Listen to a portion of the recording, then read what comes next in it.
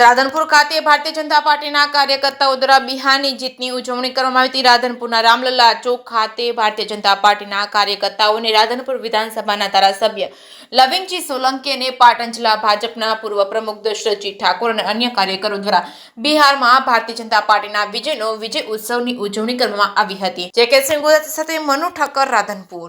આજે બિહારની જે જીત થઈ છે એનડીએ સરકાર, એમાં યશસ્વી વડાપ્રધાન નરેન્દ્રભાઈ મોદી, અમિતભાઈ શાહની કુનેહ અને ચાણક્ય નીતિથી આજે બિહારની ચૂંટણીની અંદર એનડીએ સરકારનો ભવ્ય વિજય થયો છે। એના ભાગરૂપે આજે રાધનપુર વિધાનસભાની અંદર આજે વિજય ઉત્સવ ઉજવી રહ્યા છીએ।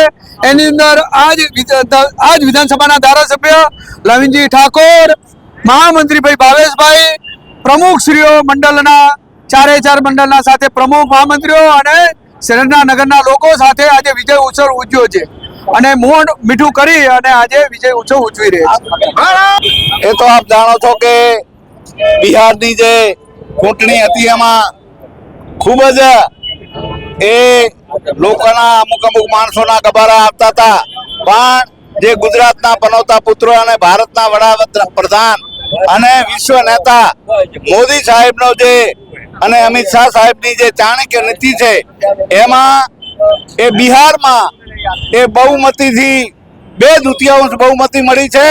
એના માનમાં આજે અહીંયા રાધનપુર મુકામે રામલલ્લા ચોકમાં એ ઉત્સવ મનાવી રહ્યો છે। એમાં આખા 16 રાધનપુર વિધાનસભાના તમામ આગેવાનો, અમારા જિલ્લામાંથી ડોક્ટર એ દશરથજી ઠાકોર સાહેબ પણ અહીંયા પધાર્યા છે, મહામંત્રી ભાવેશભાઈ અને બીજા અન્ય કાર્યકર્તા। આજે એટલી બધી ખુશી છે કે ખુશીની કોઈ સીમા નથી ભલા માણા। કેમ કે આ બિહારની જનતાએ મોદી સાહેબનો જે માન સન્માન રાખ્યો છે એ ઉપરથી જાણવા મળે છે કે ભવિષ્યમાં પણ આ જનતા જનાર્દન એ મોદી સાહેબના પડખે રહેવાની અને કાયમ પડખે રહેવાની। બોલો ભારત માતા કી જય।